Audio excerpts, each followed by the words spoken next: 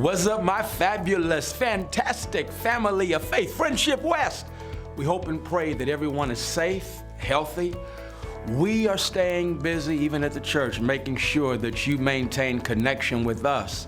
Because although the building may be momentarily shut down, God and the Friendship West are still running and operating. We ain't canceled church, we're just doing it differently. We've received your emails, thank you, phone calls, thank you, and I've even been flagged down by one of you driving around the parking lot. Appreciate you. We get the message loud and clear. Some of you will not use technology to get your tithes and offerings, and we certainly understand your concerns. That's why we're adding additional ways to facilitate your needs. We have two solutions for you. Number one, please give Vita Holt a call at 972-228-5239. That's 972-228-5239. And she will personally mail you stamped, self-addressed envelopes for you to mail your offering. That number again is 972-228-5239. The second option, when you leave home to do a run for essential items, but you're maintaining social distance, right? Such as your groceries or you leave home for an appointment, you can stop by the church. There's a phone number on the door. Call that number. It will connect you with someone inside the church. And they will unlock the door and you can step inside, drop your envelope in the secure tithing box that is locked and bolted to the floor. And then you can leave and everything is cool.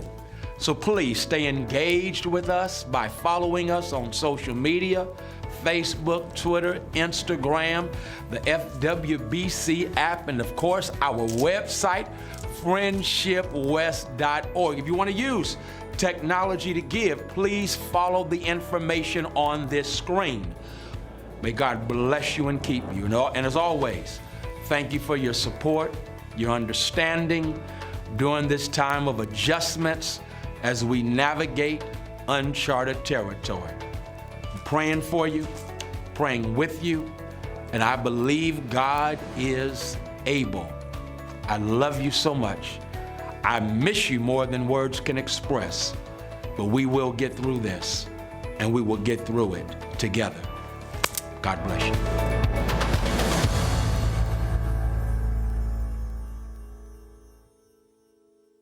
Good evening, Friendship West. Thank you so much for making your way here for the Preaching Relay. It is Wednesday night, an hour of ministry and of word, and we're excited to bring that to you. And on tonight, we're doing something special. We're in the midst of Holy Week, this week between Palm Sunday and Resurrection Sunday, where we're going to be celebrating and commemorating the death and burial and the resurrection of the Lord, our Lord and Savior Jesus, who is the Christ. And because it is this week, we have something special on tonight. On tonight, we have the Preaching Relay. The Preaching Relay. That's where we're going to have, as you would in track and field. That's that track and field metaphor. And just like we would have four runners there, we have four who are going to be running with the word on tonight. And they're going to be running in wonderful fashion. So first of all, we're going to, matter of fact, here's what we're going to do. We're going to have myself that's kicking it off. We're going to be followed up by none other than a person who has their degree in biblical studies and in psychology in wonderful fashion. You didn't even know she was rolling like that, but it's our sister who stays on the front line of ministering and blessing to those who are hurting. That is none other than Gloria Shellman. I'm going to pass the baton to her, and we're going to watch her do her thing and run, and then she's going to pass the baton to none other than our pastor of justice, Pastor, not minister, I got to get out of it, Pastor Danielle Ayers, who's going to keep that thing rocking and rolling, and then it's going to be brought in by that final leg by none other than Pastor David Malcolm Magruder. And so the Preaching Relay is about to start. Gun is up. On your mark, get set. Let's get it rolling. Hey, this is the week of Passion, the Passion Week. Passion Week is this time where we are remembering this final week of Jesus Christ. When we think about the final week of Jesus Christ before his crucifixion, that's an amazing and a major week. In fact, when you just think about so much that is written in Scripture about Jesus, we recognize that he has spent 3 years in ministry, but so many times the majority of each book of the Gospels spends a lion's share of that material on looking at that last week. That last week is because Jesus is sharing his last words. That last week is because Jesus is sharing not only last words, but those last words are lasting words. And he is doing that during the course of this week after he's made his way into Jerusalem. The Passover is on its way to taking place. He has made his way in by way of a parade into Jerusalem. And as he's made his way in, he has engaged in some interaction, some shout outs, and some smackdowns in the temple. And he's been doing that for a couple of days. And by the time we get to Wednesday, he has a kind of a respite time. And then it's on that Thursday where he is pulling together for a season of sharing with his crew. The last words that he's sharing with the 12, last words he's sharing with the disciples, the 12, and then it narrows down to the 11, and he does that in the upper room. It says in the Gospel of John that he recognizes where he's come from. He recognizes where he's going, and he recognizes what he's doing. That's how that 13th chapter opens up. And because he knows who he is, where he's come from, what he's up to, where he's headed, his destination. He also recognizes his purpose and his assignment. Then he does what he does. He ends up sharing a meal with them. He ends up taking a towel and wrapping it on him and girding himself and washing feet as a symbol of how we're to operate in service. And then he continues on with conversation with them about what's about to go down. And as he shares with them in that powerful way, in that personal way, he's sharing a couple of things, especially by the time we get to the 16th chapter. In the 16th chapter, he talks to them about this idea that they're going to experience some shifts and some changes. They're going to be persons who are going to connect with God in a whole different kind of way, that they're still going to recognize the amazing advocacy of Jesus Christ, but they're going to be operating as persons who can talk to the Father for themselves. Man, that's an awesome thing right there to recognize that when we come as this people who are a priesthood before God, we can talk to God by ourselves and for ourselves. That's amazing. He also tells them that they're going to experience some shifting and some changes that are about to take place because the world is about to get turned upside down. Tribulation is coming. Trouble is coming. And for them, he says, I want you to be ready in the midst of it to have peace throughout it. And so I'm sharing what I'm sharing. And as Jesus shares what he's sharing,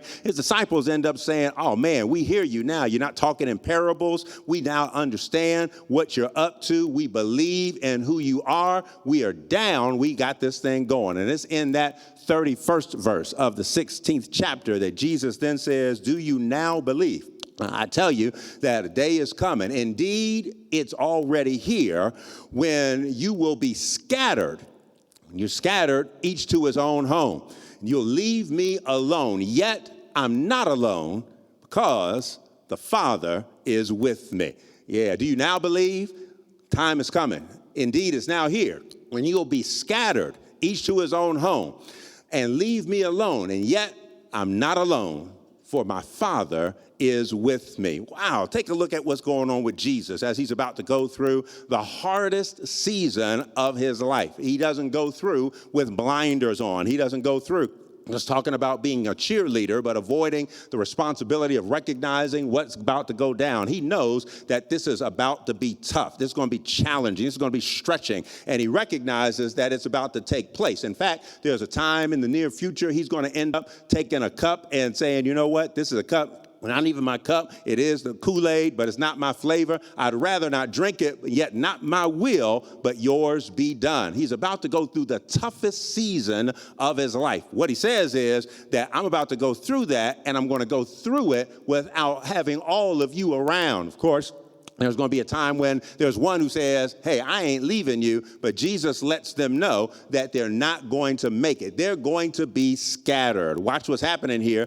They have engaged in receiving revelation from Jesus. They have heard the word. They're excited about it, and they're committed like they've not been committed before. But although they've taken in the revelation, Jesus also recognizes their limitations and lets them know they're not going to be able to hang in there to do what it is God wants them to know that they would like to do, but God has something in store for them. That's actually pulled from Zechariah, I believe it's the 3rd chapter, 17th verse, where he says that there is the smiting of the shepherd, and those who are around him are going to be scattered. They're about to be scattered. They're about to engage in some scattering. And why is that? Because, as he's already said, the times are transitioning. Seasons are shifting. And because of those transitioning times and the seasons that are shifting, he's telling them, you're not going to be able to hang with me the way you've been hanging with me. You're not going to be able to roll with me the way you've been rolling with me. You can't stay out the way you've been out. You can't remain keeping yourself exposed to what's going on, because there's a virus of evil that is permeating the land. Not only that, there is a political ineptitude that, when combined, has created a toxic elixir. If you drink that, then what's going to take place is you're going to find yourself encompassed by dis-ease and even threatened with death. So you can't stay with me the way you've been staying with me. You've got to be scattered. But I don't want you to worry about it, because I'm going to make it. Let me tell you why I'm going to make it: because I'm not alone. I like how Jesus does this. The thing that he says is, he says, I'm not alone because there's somebody I've been talking to you about already. He's the one that you're going to be able to talk to. This is the one that's going to hear your prayer. This is the one who is going to count you as one of my partners and going to respond to you in great ways. The Father is going to be with you. Now, I love that, because what he's talking about is he's going to have this amazing relationship with the Father, who is a person of power. And he doesn't say, because my God is with you. He doesn't say, because the Creator is with you. He doesn't even say that the one who's got all power in his hand is with you. He says, it's my Father. It's the Father who is with you. Matter of fact, it's my Father in the NIV, but every place else, it's the Father. I like that. It's the definite article. The Father, when you have a definite article that you place in front of a noun, is a recognition that we're talking about something in particular that both you and I know about. He's saying, I'm not telling you about somebody new. I'm talking about the Father, the one who has me make it to the space where we are here, the one who brought me from heaven down, the one who encapsulated me in flesh, the one who declared, this is my beloved Son, in him I'm well pleased, the one who declared on the Mount of Transfiguration that this is my Son, listen to him. This is the one who's got this. You've got a relationship with him. I've got a relationship with him. What you want to know is the Father is going to see us through. And if there's anybody who ought to be excited about the idea that even when we go through transitioning times and shifting seasons, when it looks like we're threatened with dis-ease and we're threatened perhaps even with death, the awesome thing is we don't have to worry about doing it on our own. We've got somebody who will be with us in the midst of it all. We may have limitations, but we're in connection with an amazing Father who is able to see us through all that we're going through. Jesus said, I'm going to make it because of the Father. You can make it because of the same one. It's the Father who will see you through. And then watch this. He says, now, even though you're not going to be around, even though you're going to be scattered, even though people won't see you next to me the way they've seen you next to me, don't worry about it, because even though they won't see me with my regular crew, I'm not operating in a space where I'm by myself. Matter of fact, I may be victimized by separation, but I'm not going to be experiencing isolation. The Father is with me. That means I am still in connection. That's where I'm trying to go. It's that space of connection, that connection that allows us to have, as it were, the capacity to be able to be empowered in the midst of situations and circumstances that may be too much for us, but they're never too much for the one that we're in connection with. I'm talking about a connection that Jesus says that Jesus has, so that even though you can't see people physically around him, he says that what gives me the power I had is not the physical people around me in the first place. And sometimes that's the problem, isn't it? There are some people who gauge whether or not they've got power based on the people who are around them, the people that they're hanging out with, the people who are giving them that yes answer, the people who are slapping them on the back and telling them they're okay, the people who will stand up and say that stuff won't happen that's already happening in the world. This is the one that Jesus says, well, even if I'm operating in a space where you see me by myself, you got to recognize I'm never alone, because I am connected. Y'all watch this. The idea of connection becomes particularly powerful in spite of the physical disconnection, that Jesus still had a vital powerful connection. And why is that? Because Jesus had an invisible connection with an amazing God. Watch how this works. There is a commercial that I saw recently that was pretty interesting to me because it was talking about how there are companies that are stealing from us. But if you are persons who buy cable services, it says if you buy cable services, man, you're getting ripped off. You buying cable services, man, you've been had, hooked, winked, and bamboozled. We don't know why you're paying for cable services when there is a law in effect that says that everybody who broadcasts has to broadcast with an HD band that goes out over the airwaves. Watch, it says that you don't have to have that physical connection of a cable if you have the right kind of device that allows you to remain connected with what's in the airwaves already. Watch what it says. It says that if you have the right kind of hookup, what can happen is you can see everything that you want to see. You can experience everything you want to experience. You can enjoy everything you want to enjoy, not because of the physical connection, but because of an invisible connection if you got the right hookup. Here's what Jesus says. You can have the right hookup with the one who gives you that amazing and powerful connection. So we want to cultivate in this time of social distancing, in this time of state-sanctioned quarantine, cultivate your connection. Get into some prayer time and cultivate that connection. Because when Jesus was walking on water, he started off in prayer. Cultivate that prayer time and getting into the Word. Jesus says they're going to make it, and they're going to make it because they're spending time with the Word, who's sharing the Word. Cultivate your connection, because when you spend that time with the Father is the one who can give you the connection that can help see you through whatever you're going through. Your limitations can't limit your progress when you've got the right connection with the right one. I'm about to take this baton and pass it on. Look who's coming next. Gloria Shellman.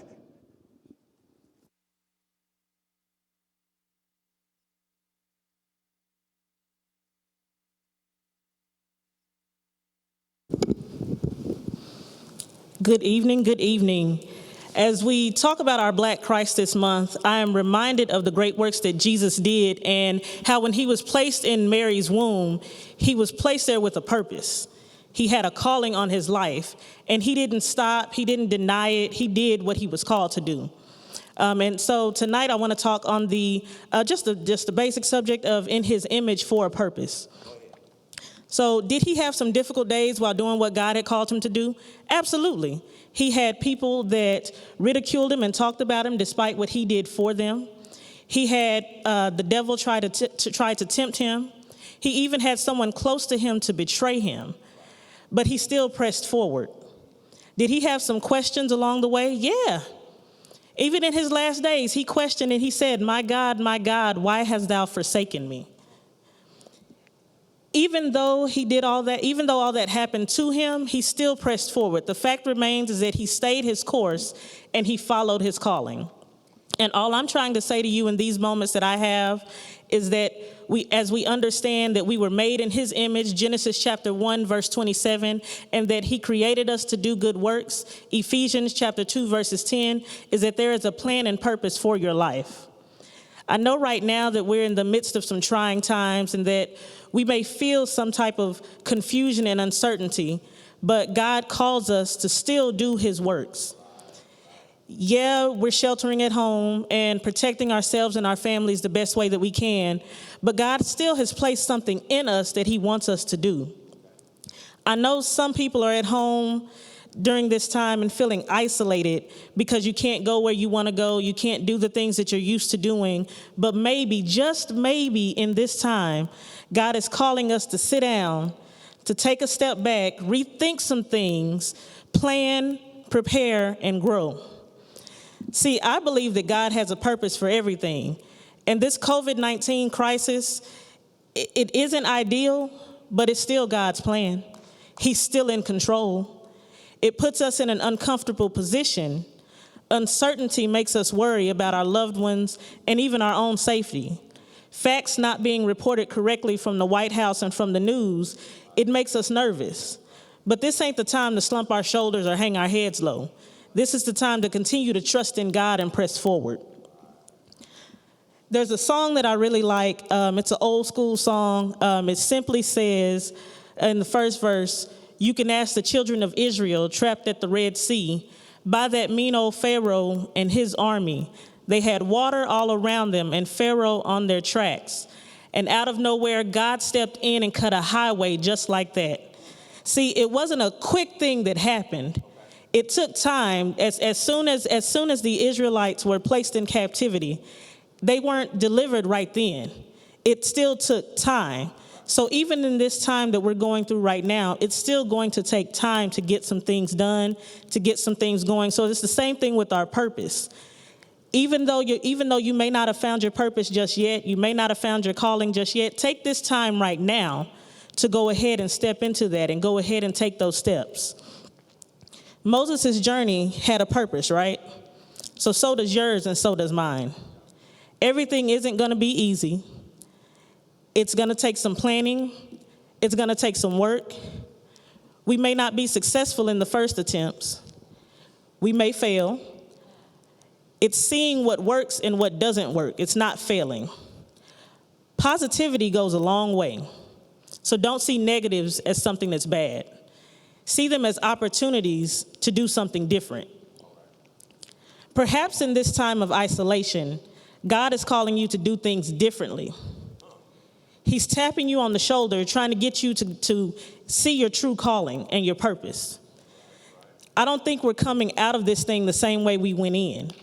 I think we're coming out stronger and much happier.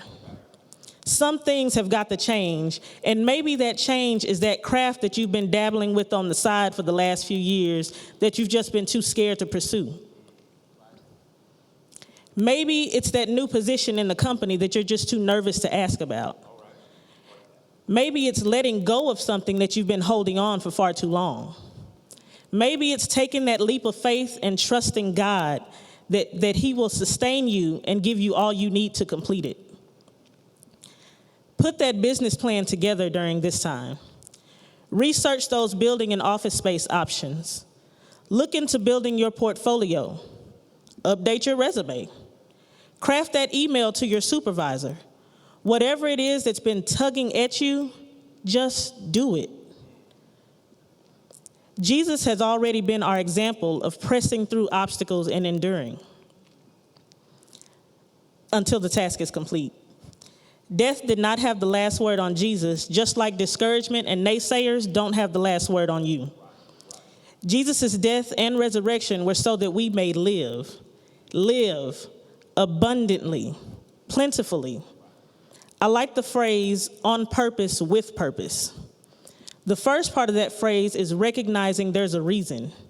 You are here for a purpose. There's nothing accidental about you. Your life, your journey, it may have been rough, and you may be going through a lot of difficulties, but it happens for a reason. The second part of that is recognizing that there's a predestined plan for your life. All of ours is different. But how do we find it? I've got 4 easy steps, and then I'm out. Step 1, pray. Step 2, trust God's process. Step 3, serve others. And step 4, always remember who you are. Psalms 139:14 says, I praise you, for I am fearfully and wonderfully made. Wonderful are your works. My soul knows it well. After God made man and saw his works, the word tells us that he said it was very good. I think sometimes we forget that we're made in his image. We have his likeness, and he's poured into us everything that we need to do to give him glory. So don't discount who you are or your purpose, because you were made in the image of God. Amen. I am passing the baton to none other than Pastor Danielle Ayers.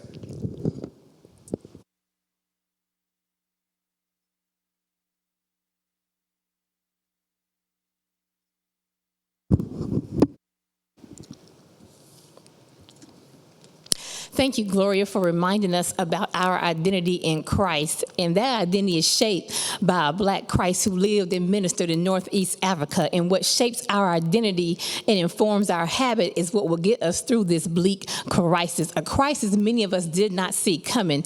And like many of you viewing on tonight, on December 31st, 2019, I stood on the verge of that midnight hour waiting on 2020 to come in. I had done my goals. I had set my intentions. I revisited some other goals, and I was praying for God to come through in some areas in my life, and I was looking forward to a year that would just be full of things that would begin to turn around in my life. And wouldn't you know it, 30 days into 2020, the World Health Organization declared a global public health emergency. And then on March the 11th, the World Health Organization declares a global pandemic. And then March 23rd, County Court Judge Clay Jenkins announces a shelter in place for Downers County.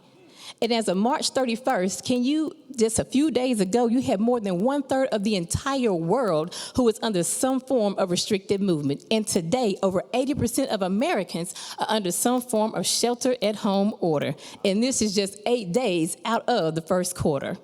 And we knew things would get worse because we were wondering, what's happened to Black folks? Are we not getting tested? And we begin to suspect that once testing became more widespread, that we would discover more Black folks becoming more impacted by the COVID crisis because of underlying conditions. And just these past few days, data is beginning to emerge to show that we are becoming more infected at disproportionate numbers.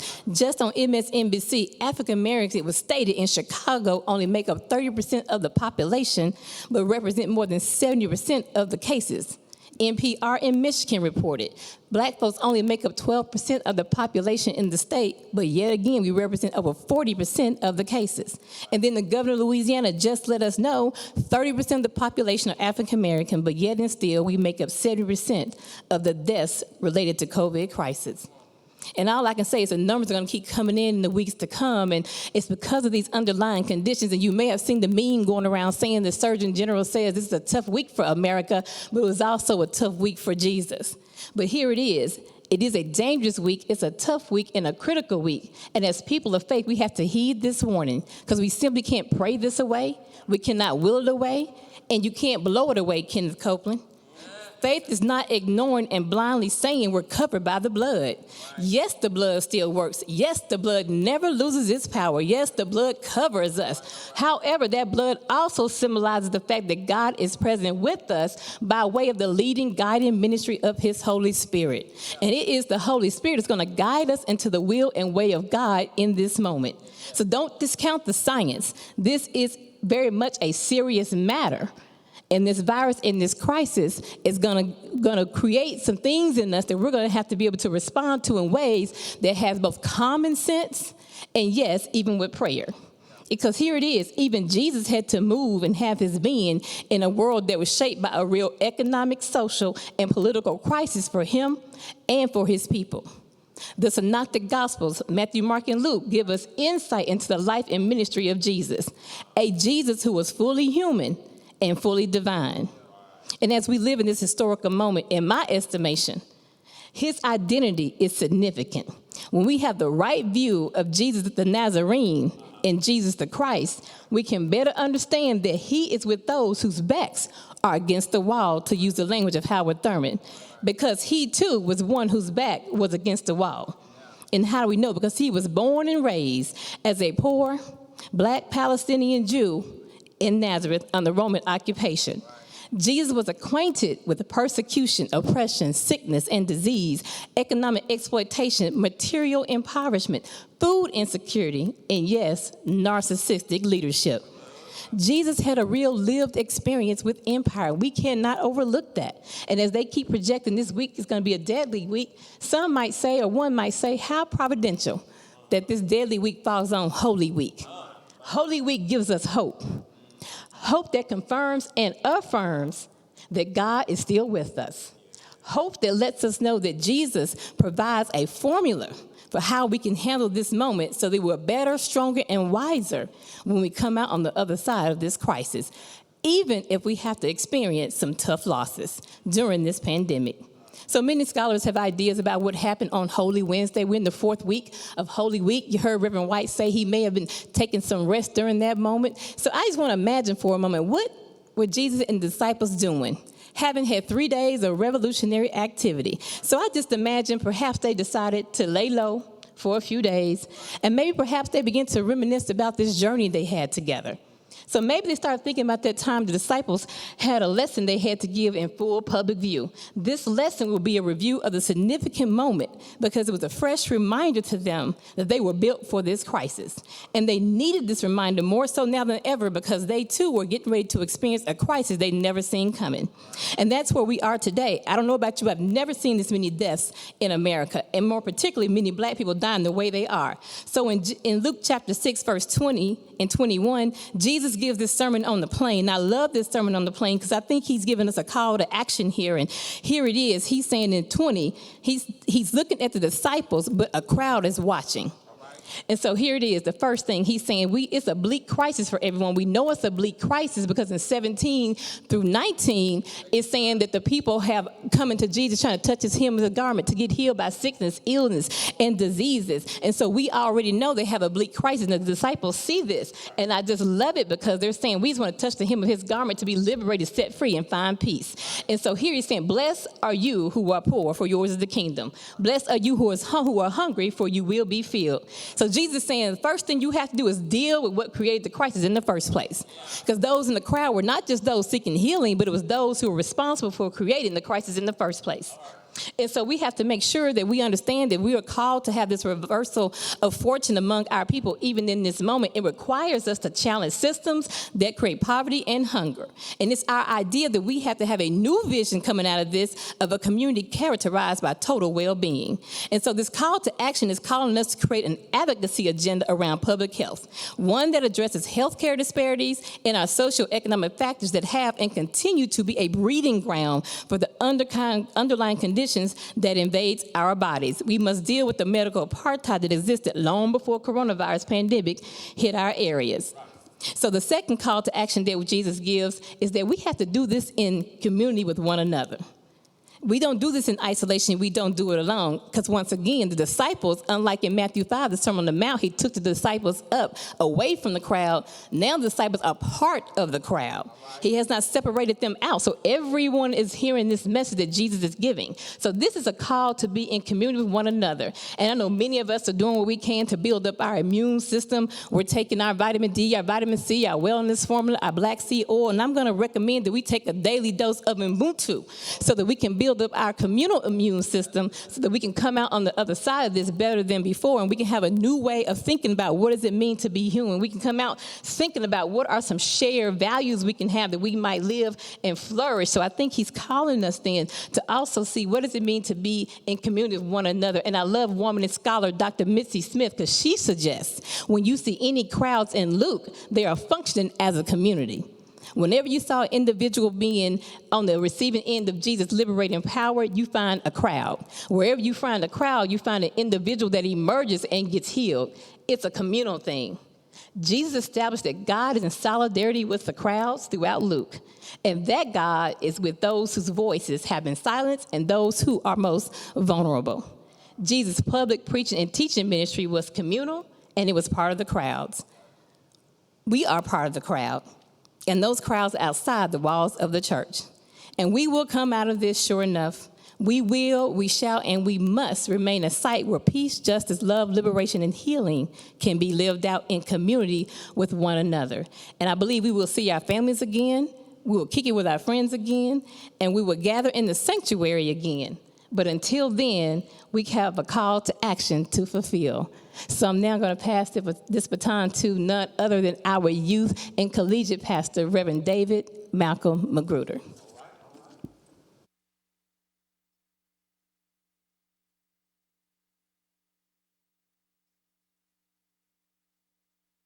The Gospel of Mark, chapter 11, beginning at verse 1, reads like this. And when they came nigh to Jerusalem unto Bethphage and Bethany, at the Mount of Olives, he sent forth 2 of his disciples and said unto them, go your way into the village over against you. And as soon as you have entered into it, you will find a colt tied, whereon never has anyone sat. Loose it and bring it to me. And if anyone says unto you or asks you, why do you do this? Say ye that the Lord hath need of him, and straightway he will send him here. And they went their way and found the colt tied by the door without in a place where two ways met, and they loosed him. And certain of them that stood there said unto them, what do ye loosing the colt? Or what are you doing as you attempt to loosen the colt? And they said unto him, even as Jesus had commanded, for the master has need of him. And they let them go. And they brought the colt to Jesus, and they cast their garments onto him, and he sat upon him. And many spread their garments in the way, and others cut down branches off the tree and strayed them in the way. And they that went before and they that followed cried, saying, Hosanna, blessed is he that cometh in the name of the Lord. Blessed be the kingdom of our Father God that come in the name of the Lord. Hosanna in the highest. And Jesus entered into Jerusalem and into the temple.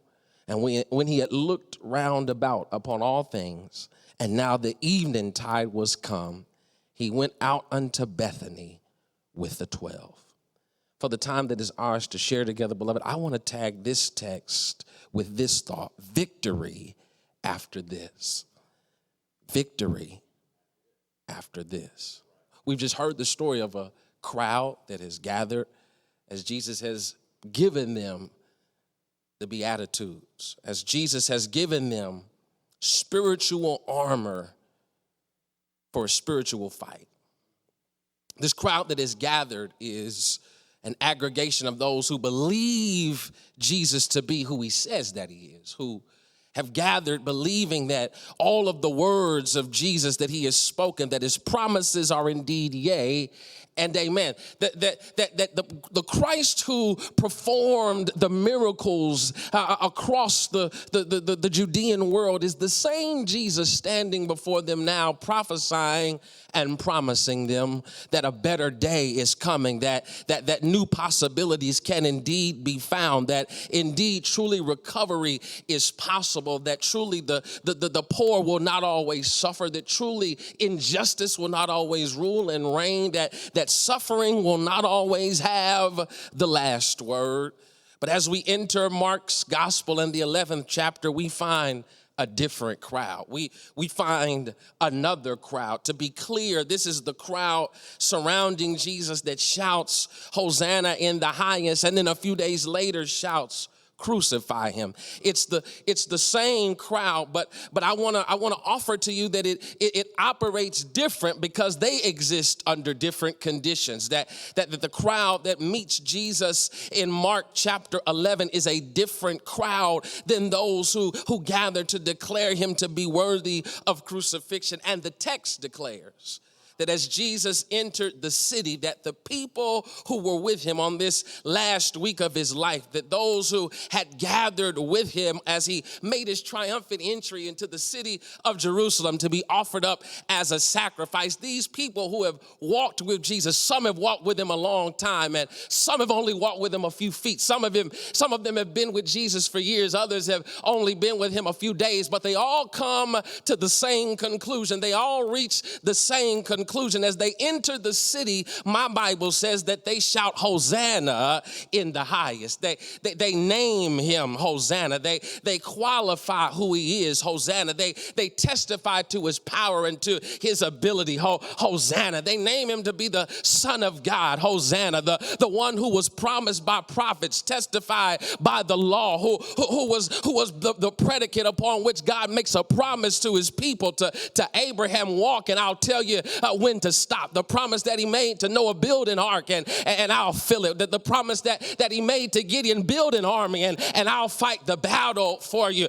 That when they testify that he is Hosanna, they are proving that God is exactly who he said that he was through time and through history. Hosanna in the highest. This is serious business. This is not a regular nickname. I got a few nicknames where I come from, Pastor White. This ain't got nothing, all right?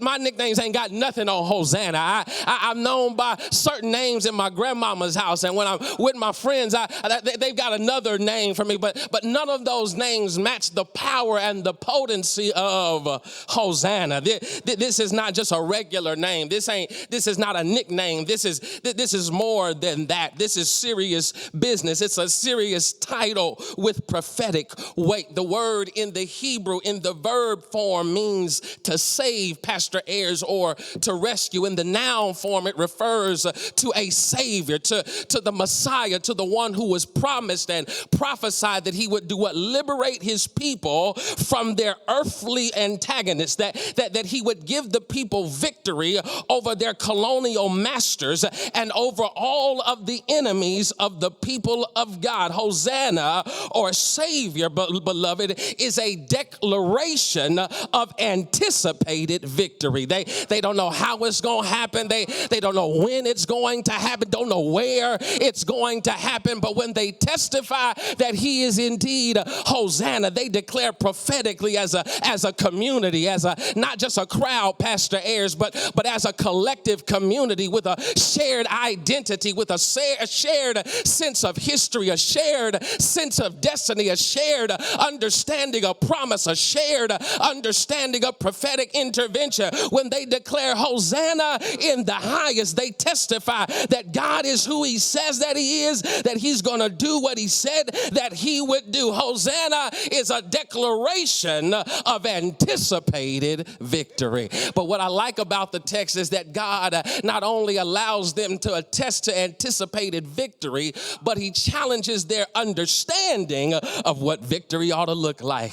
I like that, because when Jesus rides into the city, on that Holy Monday, when Jesus entered into the city, rather on that Palm Sunday, when Jesus entered into the city with palm trees being laid before him, with coats and with tunics being laid in the streets to honor him, what they were testifying to is that Jesus was Lord, that he was going to be victorious. But he does something interesting to restructure their vision of victory. What does he do? He rides into Jerusalem on a donkey. My goodness, yeah. He rides into Jerusalem on a donkey, not on a horse, not even on a camel, but he comes on a beast of burden. He comes riding on a servant. He comes riding on a farm tool. He comes riding into the city of Jerusalem on a donkey. And his purpose is to invert and to subvert imperialist constructions of victory and conquest.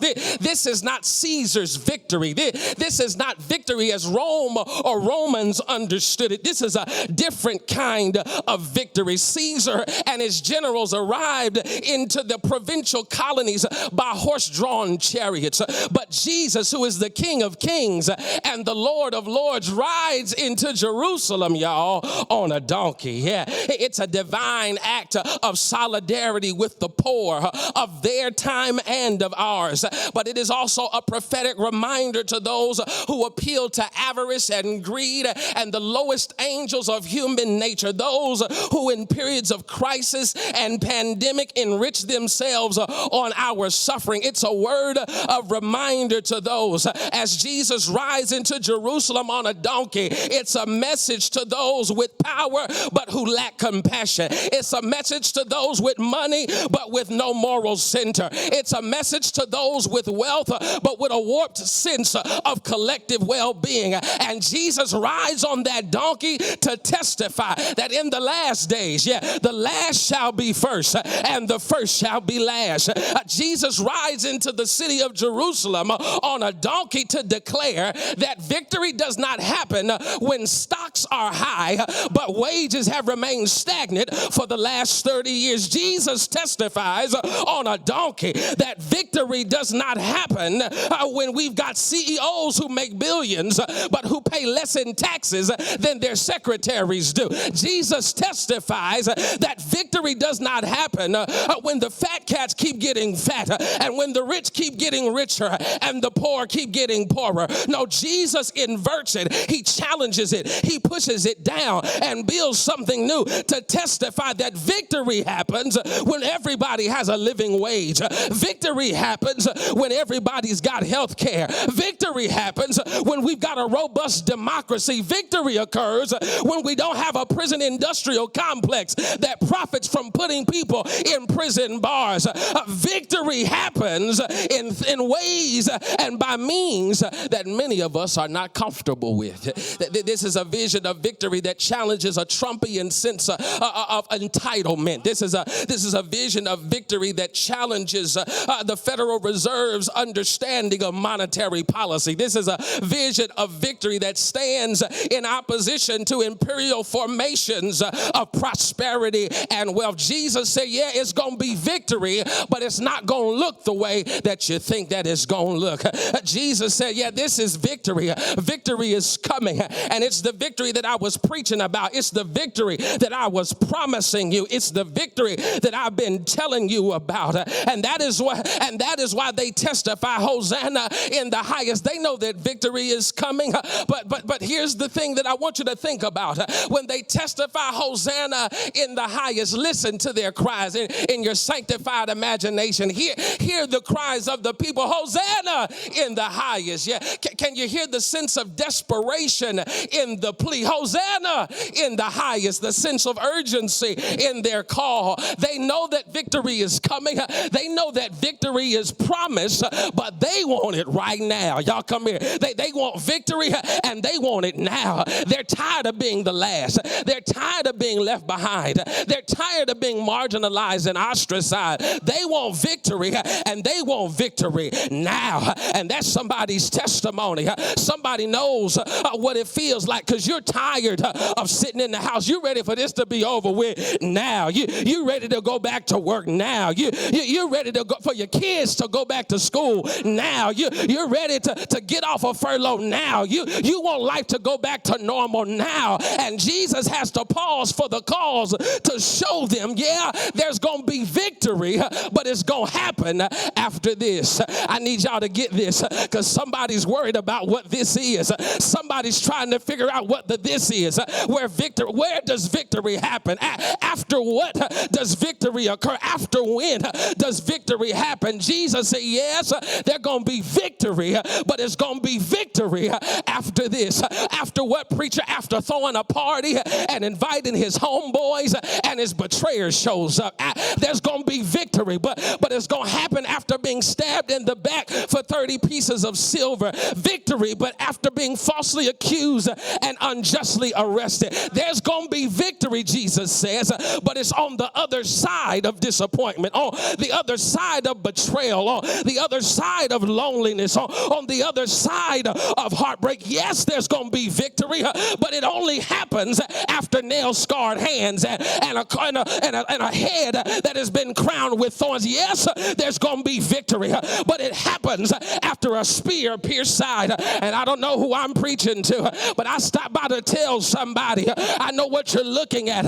I know what you see. I know what's standing in front of you, but you ought to just declare prophetically, there will be victory after this. You ought to just look at your bills and say victory after this. You ought to look at your children and testify victory after this. You ought to look at your paycheck. You ought to look at the pink slip and testify there will be victory after tears, victory after heartbreak, victory after disappointment, victory after layoff, victory after tribulation, victory after trouble. Isn't that the testimony of the empty tomb on Sunday morning? That there was a Good Friday of death and disappointment, that there was a Good Friday of tears and distress, but early, it's too early for that. I feel like preaching, I got to quit. But early Sunday morning, he got up with all power in his hand because there was distress, there was pain, but there was victory after that. And I don't know who that's for. I don't know who needs that word, but you ought to know that after the quarantine, there will be victory. If Jesus got victory after crucifixion, there's going to be victory after COVID. If Jesus got the victory over the grave, then death, hell, and the grave cannot have the last word. I believe there will be victory. The old folks said it like this: victory is mine.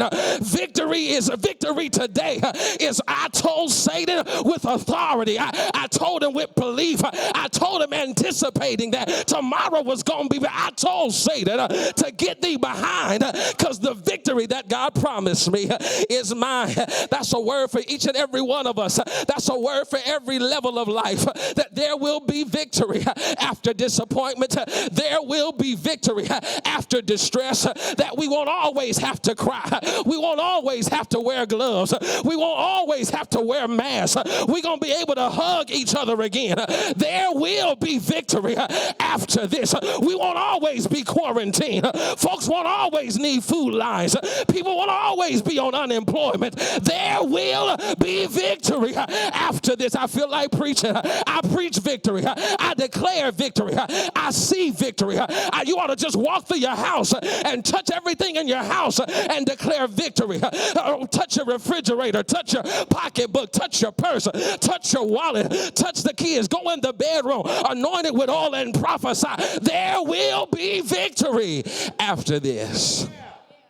That's God's promise to us. That's God's word for us, that this is not going to have the last say, that this is not going to have the last word. It challenged imperial Rome. It challenges imperial America. It challenges the emergence of new empires in this period of shifting political allegiances and political power. Here's what will remain the same no matter what. There will be victory. God's word said it. That settles it. There will be victory after this. For those of you who are watching us today, for those who may be listening and have yet to commit their lives to Christ, you've never made a commitment to a God whose promise to you is a promise of victory. Here's the thing: you don't even have to do anything. The victory has already been won. The battle is over. The war has been fought. God reigns victorious. He, on that Easter Sunday, when he got up out of the grave with all power in his hands, when he put death, hell, and the grave under his feet, he put COVID-19 there as well. This too shall pass. This is but a moment. And the question today is, are you on the winning side? Have you locked in to victory? If you've never made Christ the Lord of your life, if you've never given God victory over your heart so you can have victory in this life and the next, I want to invite you to pray a prayer of salvation. There might be someone else watching who might say, Pastor, I'm saved, but I need to recommit. This is a moment of revival, a moment of restoration and renewal. And I want God to give victory in my life again. There's a place for you as well. I want to offer a word of prayer for you as well. Our prayer lines are open. You can call. The number is on the screen. Avail yourself to the resources that are at your disposal, made available through God's blessing, through God's anointing of this fertile ground known as Friendship West. Call that line. There are people who are waiting to hear, waiting to take your prayer request, waiting to pray for you and pray with you. We've also got a counseling line, e-counseling line available for those who are in need of counsel, who just need someone to talk to. All of these resources are available and at your disposal, as well as a connection to a victorious Christ. I want to invite you to pray right now as we pray a prayer of salvation, as we recommit ourselves to a life of victory in Jesus Christ. Thank you, Lord, that on the cross of Calvary you gave us victory. Thank you, Lord, that the victory has already been won, that it was won through your shed blood on a cross at Calvary. Thank you, Lord, that the victory was already won when those women went to go anoint Jesus' body and found that the tomb was empty. It was already won. Because of that, Lord, we can rest. We can rest assured that this momentary period of crisis, this moment, oh God, of distress and despair is not going to last always. That just as you got victory over death, hell, and the grave, you're God enough, you're strong enough, you're able enough to get us victory even now. Lord, for those who want to connect with Christ, those who have never made you the Lord of their life, Lord, those who stand outside, oh God, looking in, desiring a relationship now with a God who has already given them victory, who loves them so much that there's nowhere that they can go and nothing that they can do that can prevent or stop or place boundaries between them and God's love. For them right now, oh God, who seek deeper relationships with the God of victory, we invite them to pray this prayer.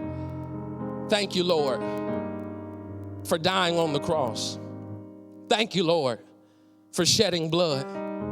Thank you, Lord, for loving me enough to lay down your life. Now come into my heart. Thank you for coming into my heart. Now live your life through me. Lord, help me to be your hands and feet in the earth, Lord. Use me, oh God, to root out injustice. Use me, oh God, to put an end to poverty. Use me, oh God, as an instrument of your will against injustice. Do it today. For to thine be the glory.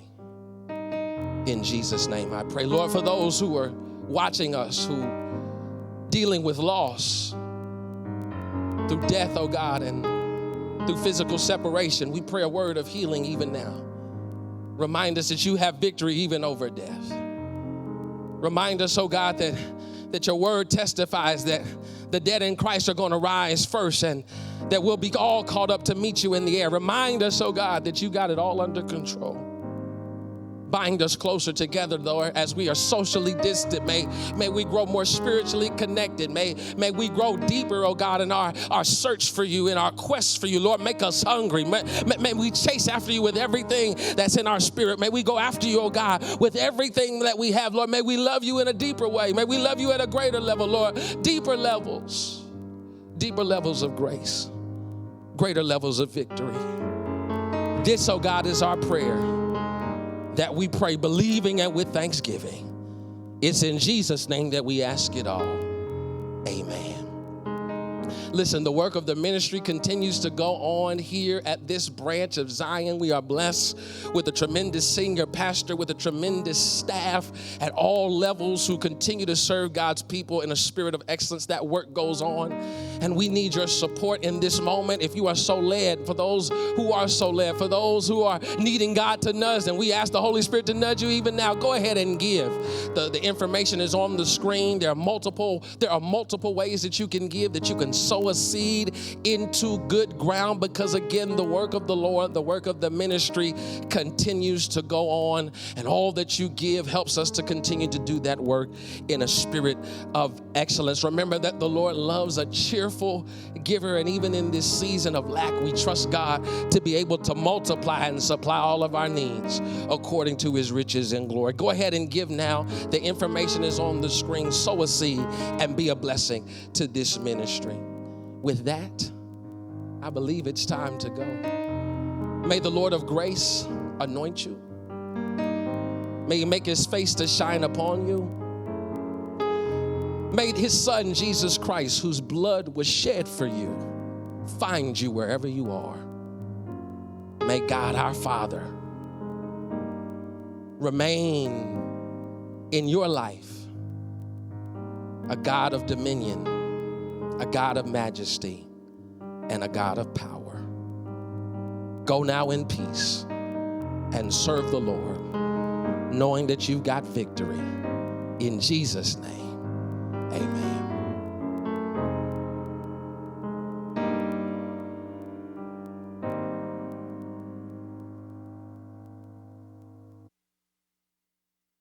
Friendship West Baptist Church.